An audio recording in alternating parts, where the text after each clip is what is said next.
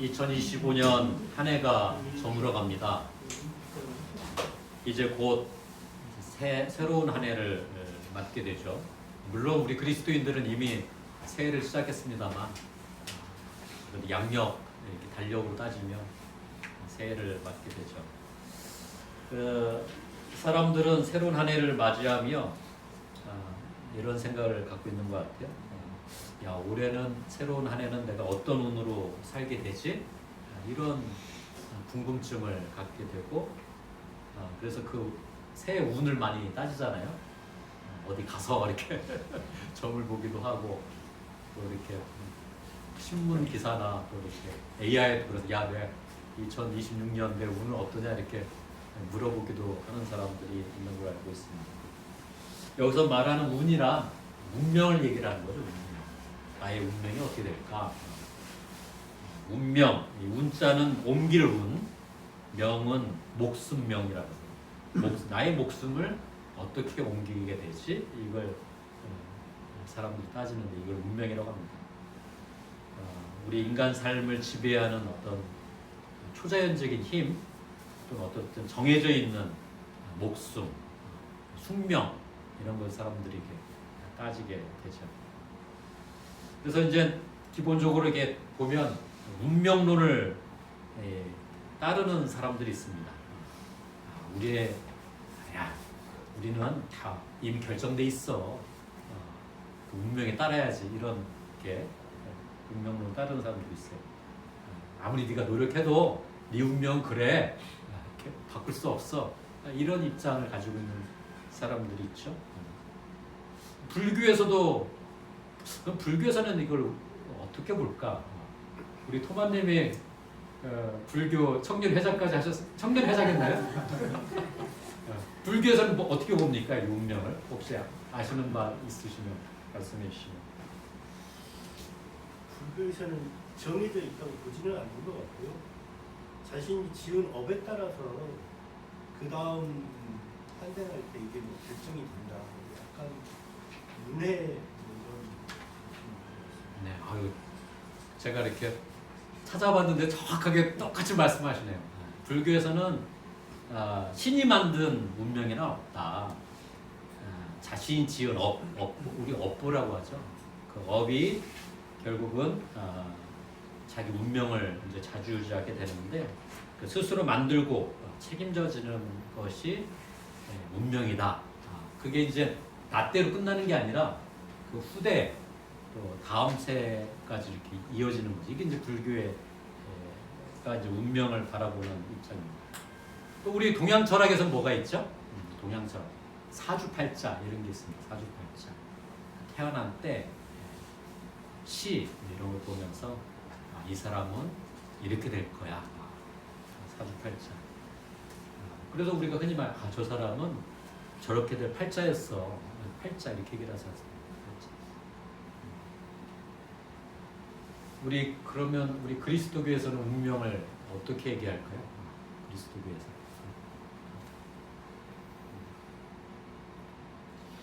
우리 그리스도교에서는 운명이란 말은 잘 쓰지 않습니다. 대신에 소명이란 말을 쓰죠. 소명. 우리 그리스도교에서는 운명이란 말을 쓰지 않고 소명이란 말을 씁니다. 자신에게 주어진 부름이나 사명을 말하는 것이죠. 저는 이것을 좀 달리 표현해 보고 싶습니다. 소명, 이걸 뭐라고 표현할까? 저는 예언된 인생이다. 예언된 인생이다. 예언된 삶이다. 이렇게 좀 바꾸어 표현하고 싶습니다.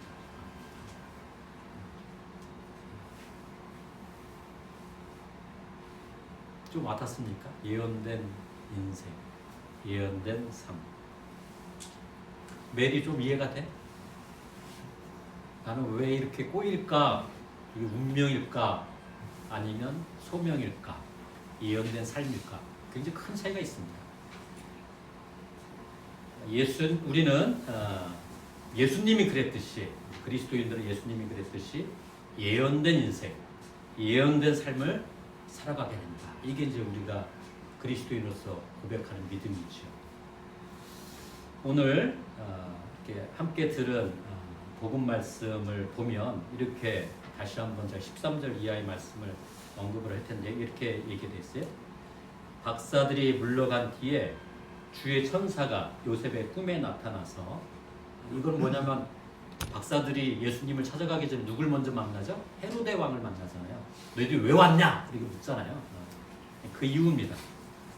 헤로데가 아기를 찾아 죽이려 하니 어서 일어나 아기와 아기 어머니를 데리고 이집트로 피신하여 내가 알려줄 때까지 거기에 있어라 하고 일러주었다. 요셉은 일어나 그 밤으로 아기와 아기 어머니를 데리고 이집트로 가서 헤로데가 죽을 때까지 거기에서 살았다. 이리하여 주께서 예언자를 시켜 내가 내 아들을 이집트에서 불러내었다 하신 말씀이 이루어졌다. 이렇게 기록을 하고 있습니다. 아기 예수님이 요셉과 어머니 마리아 사이에 태어난 것도 다 예언에 따른 것이었죠. 이집트로 피신하여 난민으로 살았던 것도 뭐예요? 예언에 따른 것이죠. 때가 돼 공생애를 시작하고 십자가에 달려 돌아가신 것도 뭐 때문에? 예언에 따른 것이었죠. 예언을 외면하거나 부인할 수도 있습니다. 그러나 예수님은 어땠죠? 그 예언대로 사시려고 했던 것이죠. 부인하거나 외면하지 않았습니다. 예언대로 살았던 분이 예수님이었던 것이죠. 우리는 어떻습니까? 우리에게도 예언된 삶이 있습니까? 한번 이렇게 가슴에 손을 얹어놓고 야 나한테 예언된 삶이 있을까? 한번 물어보시기 바랍니다. 신앙생활이란 이러한 예언된 삶을 잘 분별하고 그 길을 살아가는 것이 신앙생활입니다. 평탄한 길을 걸을 때도 있지만 또 어떤 경우에는 진흙탕 길을 갈 때가 있고 가시밭길을 걸을 때가 있죠. 근데 그것이 예언된 길이라면 어떻게 합니까? 기꺼이 가야 하는 거죠. 이것이 믿음의 선조들이 보여준 삶의 모습이었습니다. 단연코 우리가 따라가야 할 길이겠지요. 우리에게는 나에게는 어떤 예언이 있는가? 한번 물어보시기 바랍니다. 지난 성탄 사정에 우리는 미얀마 상황에서의 성탄이 가지는 의미에 대해서 패트릭 신부님을 모시고 말씀을 들었습니다. 패트릭 신부님 입장에서는 이 아기 예수가 이집트로 갔다라는 것, 마국간에 태어난 것도 굉장히 크게 다가온 거죠. 그 누구도 돌볼 수 없고 호화스러운 곳이 아닌. 그리고 이집트로 아까 복음 말씀처럼 피신해 가잖아요. 거기서 난민으로 어떤 어려움 속에 살았을까? 이게 예전에는 패트릭 신부님도 그걸 느끼지 못했을 거예요. 근데 지금 미얀마 상황을 봤을 때 마치 우리와 똑같은 상황이구나. 그러면서 예수님을 난민으로 보셨던 거잖아요. 그러니까 이렇게 고백하는 것 같습니다. 그리고 아기 예수, 아주 초라한 곳에 태어나신 아주 지극히 작은 자. 근데 지금 미얀마를 보면 이제 그런 분이 빛이라고 우리가 고백을 하잖아요. 그게 아주 작은 빛이 지금 미얀마에 정말 그 빛이 꺼질 것 같기도 하고 하는, 그러나 그 빛이 결국은 거센 어둠을 밝혀낸다, 이겨낸다. 이제 그 말씀을 하셨던 걸 기억을 합니다. 우리는 어떠한 예언을 들었습니까? 어떤 예언을 우리가 마음에 품고 살아가고 있습니까? 2025년 지금 끝나잖아요. 2026년 새해를 맞이하게 되는데 그것 정도는 내가 알아야 하잖아요. 나에게 부여된 예언이 뭐지? 운이 아니라, 운명이 아니라 예언을 말씀드립니다. 우리가 이곳 파주에 자리 잡게 된 계기에 대해 저는 이야기를 들었습니다. 이제 한 3년 정도 되니까 공동체 식구들, 이제 스리랑카 공동체 식구들, 캄보디아, 미얀마 개개인들이 이제 눈에 들어와요. 그리고 그 사람들의 이야기가 좀 눈이 들어오는데 하루는 스리랑카 공동체 한 분이 저한테 다가오더니 신부님 왜 고향에 있던 샬롬의 집이 파주로 온지 아세요? 제가 딱 물어보는 내가 들은 것 같은데 네, 정확하게 모르겠는데 한번 설명해 줘요. 네, 그랬어요. 혹시 아세요? 여러분? 왜 고향에 있던 샬롬의 집이 이곳에 왔는지. 그 노동자가 하는 얘기가 저 때문에 그랬어요. 저 때문에. 그래서 이게 좀 더 자세히 설명했던. 원래 덕이동에 있었잖아요. 그 월마트 앞에. 그리고 그때는 신앙공동체가 없었어요. 왜냐면 일산교회에 가서 신앙생활을 했고 그 샬롬의 집 활동가들 중에 한두 명 정도가 이제 일산교회에 가서 신앙생활을 했고 대부분 다 이제 신앙공동체 없이 샬롬의 집만 운영을 했던 것이죠. 근데 이제 덕이동 가구단지가 유명했는데 거기에 싹 개발이 되는 거예요. 지난번 가보니 월마트도 사라졌더라고요. 그러니까 이제 거기서 일했던 노동자들이 이주노는 다 흩어집니다. 포천으로 가고 파주로 가고. 근데 이제 당시에 스리랑카 노동자들이 샬롬의 집하고 긴밀한 관계를 갖고 있었는데 그 중에 일부가 파주로 와서 일을 했던 거죠. 그리고 그 중에 한 명이 이종민 신부님에게 신부님 여기 이제 오기 힘듭니다. 파주로 갑시다.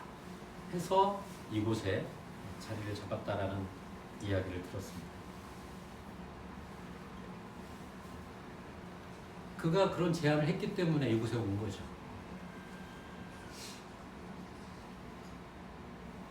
어떠한 예언이 있어서 이곳에 우리는 샬롬의 집 말고 이런 신앙 공동체를 또 세우게 됐을까? 샬롬의 집이 있으니까 또 성공해서 한다는 거니까 신앙 공동체를 세워서 이 샬롬의 집을 잘 도우라고 있는 걸까? 이게 하나의 예언일 수도 있죠. 성경 말씀은 우리에게 예언의 메시지를 전해줍니다. 성경 곳곳에서 이렇게 증언을 하고 있죠. 고아와 과부와 나그네를 돌보라. 내 이웃을 사랑하라. 그래서 내 이웃이 누구냐? 성경은 고아와 과부와 나그네라고 명확하게 얘기를 하고 있는 겁니다. 이게 예언이죠. 돌보라. 그 예언에 따라서 우리 성공의 교회는 나그네를 돌보기 시작한 겁니다. 그게 누구예요? 이주 노동자입니다. 당시에 지금으로부터 한 90년대 초반이니까 굉장히 오래전이죠. 그 당시에 다른 교회는 거들떠 보지도 않았어요. 그 예언에 따라 샬롬의 집은 이곳 파주에까지 온 거죠. 그리고 신앙공동체도 이렇게 만들어졌습니다. 신앙공동체는 어떤 예언으로 여기에서 이렇게 자리 잡고 있는 거죠. 나그네를 잘 돌보라. 그런 예언 때문에 샬롬의 집을 잘 돌보라. 그 예언 때문에 저는 조금 더 우리가 깊은 예언의 메시지를 드려야 한다고 생각을 합니다. 저는 감히 이 시간 이렇게 말씀을 드리고 싶어요. 아픔을 치유하는 길을 찾으라. 고아와 과부와 나그네를 돌보라. 이런 메시지도 있고 예언이 있지만 조금 더 깊이 왜 고아가 발생하고 과부가 발생하고 나그네가 발생하느냐. 그 아픔을 치유할 수 있는 그 길을 찾으라. 이게 우리에게 오는 예언이지 않았나. 우리가 만나는 이주 노동자들의 상황은 어떻습니까? 저도 왜 이주 노동자들이 이곳에 오지? 하면서 30대 초반이죠. 필리핀으로 가서 한 1년 정도 살았던 경험이 있습니다. 왜 오지? 도대체 뭐 때문에 오는 거지? 결국은 빈곤, 가난 때문에 돈을 벌기 위해서 다른 나라로 가는 것이죠. 고향을 떠나게 했던 것입니다. 근데 왜 가난, 빈곤은 왜 생기지? 그런 질문 앞에 제가 가서 필리핀 사람들 만났을 때 필리핀 사람들이 늘 하는 게 그래서 이상하다. 필리핀은 대한민국보다 땅도 넓고 지하자원도 많이 갖고 있고 또 너 영어 하는 거 보니까 코리안보다 우리가 훨씬 영어 잘하고 근데 왜 우리는 이렇게 가난하지? 자원이 부족해서 빈곤해진 게 아니죠. 그렇지 않습니다. 균형이 깨진 것 때문에 빈곤이 생기는 것이죠. 그리고 심화가 되는 것이죠. 생존을 위한 자원을 소수가 독차지하니 다수가 빈곤의 늪에 빠지는 것입니다. 저는 이것을 이렇게 표현하고 싶습니다. 평화가 깨진 것이다. 평화가 깨진 것이다. 평화가 깨지니 세계 곳곳에 전쟁이 발생하고 폭력이 난무하고 빈곤이 심화되는 것이죠. 그래서 수많은 이주 노동자들이 발생을 하는 겁니다. 난민들이 발생을 하는 것이죠. 저는 우리 신앙 공동체에게 주신 예언은 평화를 일구어라.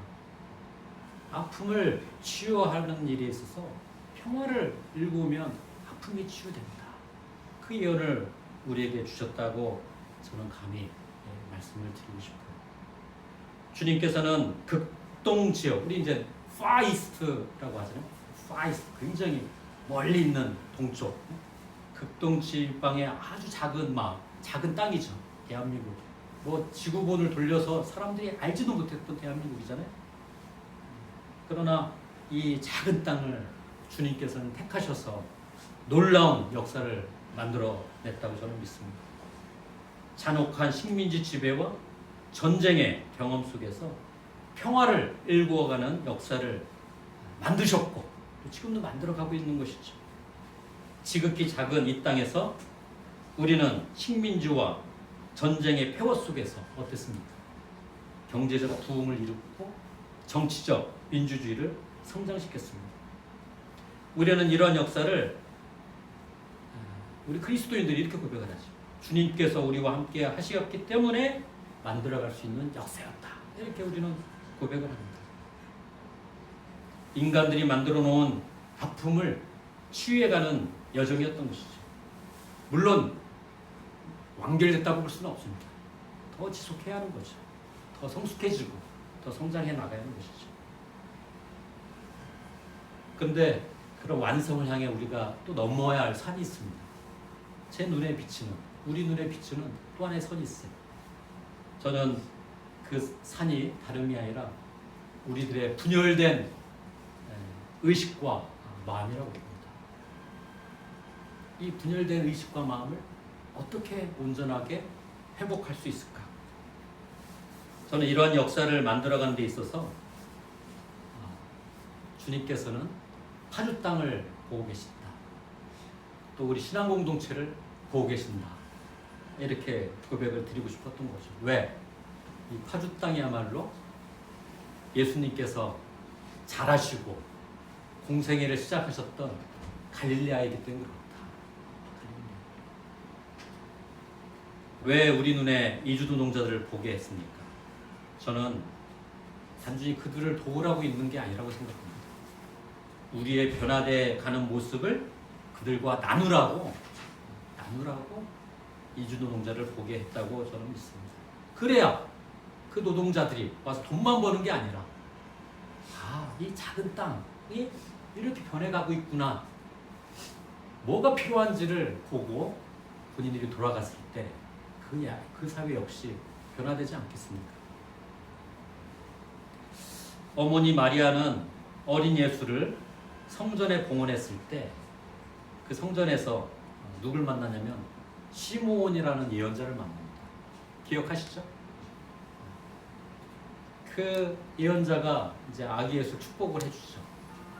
그리고 누가복음 2장 34절 이하의 말씀을 보면 이 시므온이 어머니 마리아에게 예언하는 내용이 있습니다.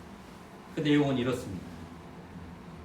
시므온은 그들을 축복하고 나서 아기 어머니 마리아에게 이렇게 말하였다. 이 아기는 수많은 이스라엘 백성을 넘어뜨리기도 하고 일으키기도 할 뿐이십니다. 이 아기는 많은 사람들의 반대를 받는 표적이 되어 당신의 마음은 예리한 칼로 찔리듯 아플 것입니다. 그러나 그는 반대자들의 숨은 생각을 드러나게 할 것입니다. 시므온이 어머니 마리아에게 이런 예언을 한 겁니다. 어떻게 예언해? 당신의 마음은 예리한 칼로 찔리듯 아플 것입니다. 그 어떤 어머니가 야, 내 자식이 먼저 죽을 거다 이런 얘기를 들었을 때 그 길을 야, 너 가야 돼 박수 칠 수 있는 어머니가 어디 있겠어요? 저희 어머니도 이제 제 동생이 먼저 갔잖아요. 하늘나라로 갔습니다. 저야 형제지만 어머니 마음은 아마 다를 겁니다. 지금도 아유 어머니 한번 동생 있는데 한번 가보실래 하면 못 가요. 부모 마음이 내가 죽고 자식이 나중에 죽어야지 이런 마음이잖아요. 당신의 마음은 예리한 칼로 찔리듯 아플 것입니다. 어쨌든 이 표현 자체가 이 정도밖에 안 됐던 거겠죠. 예언을 외면할 수도 있습니다. 그것은 내 몫이 아니야. 내 몫이 아니야. 부인할 수도 있습니다. 그 예언을 듣고 그냥 아유 그거는 주님이 알아서 하겠지. 언젠가 성취되겠지 하면서 기다릴 수도 있습니다. 그러나 어머니 마리아는 그렇게 하지 않았습니다. 외면하지도 않았고 부인하지도 않았고 그저 기다리기만 하지도 않았습니다. 오히려 그 옆에서 예수의 동역자가 돼서 함께 거들었던 것이죠.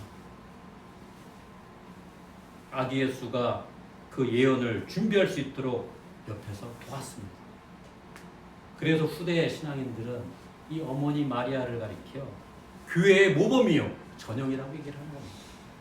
우리가 교회가 어머니 마리아를 좀 닮자. 우리도 그럴 수 있습니다. 예언을 들었으나 외면할 수 있고 부인할 수 있습니다. 예수님의 제자들 가운데 가룟 유다, 참 이 가룟 유다도 왜 예수님의 제자가 돼가지고 이렇게 역사에 기록이 됐는지 참. 이 가룟 유다는 다른 예언을 쫓았던 것이죠. 다른 예언을 쫓았던 겁니다. 그러나 어머니 마리아와 같이 또 수많은 믿음의 선조들이 같은 예언을 듣고 보고 그 예언의 성취를 위해 동역한 존재들이 있습니다. 그들은 그 예언을 운명으로 생각한 게 아니라 소명으로 생각했던 것이죠. 성탄절 아침에 성탄일절 좀 무거운 얘기를 했습니다만 어디 새해를 맞이하면서 세상 사람들은 야, 내 운명이 어떻게 될까 이렇게 얘기를 한다고 하니까 우리 그리스도인들은 나한테 부여된 예언이 있어요? 이런 질문 한번 던져봐야 하는 거 아니겠습니까? 오늘 성탄 일주일입니다. 아울러 2025년의 마지막 주일이 됩니다. 지난 여름 생각해보면 야 겨울이 올까? 이렇게 겨울 안 올 것 같은데? 이렇게 생각했잖아요. 근데 지금 겨울은 왔습니다. 그리고 금방 한 해의 마지막 주일을 맞게 된 것 같은 느낌을 갖습니다. 한 해를 마무리하는 이때 우리에게 주신 예언은 뭐지? 나에게 준 예언은 뭐지? 기억해내시고 정리해 보시고 그 예언된 삶으로 새해를 내가 새롭게 시작하겠다 이렇게 다짐하는 귀한 시간이 됐으면 좋겠습니다. 오늘 서신 말씀은 이렇게 기록하고 있어요. 히브리서 2장 10절의 말씀입니다. 하느님은 만물을 창조하신 분이시고 만물은 그분을 위해서 있습니다. 그러므로 하느님께서 당신의 많은 자녀들이 영광에 참여할 수 있도록 그들의 구원의 창시자로 하여금 고난을 겪게 해서 완전하게 하신다는 것은 당연한 일이었습니다. 하느님은 만물을 창조하신 분이시고 만물은 그분을 위해서 있습니다. 하느님께서는 당신의 많은 자녀들이 예언의 역사에 참여할 수 있도록 하십니다. 이것이 우리의 믿음이고 우리는 그 길로 초대를 받았습니다. 성부와 성자와 성령의 이름으로 말씀을 드렸습니다. 오늘의 말씀을 기억하며 잠시 침묵하겠습니다.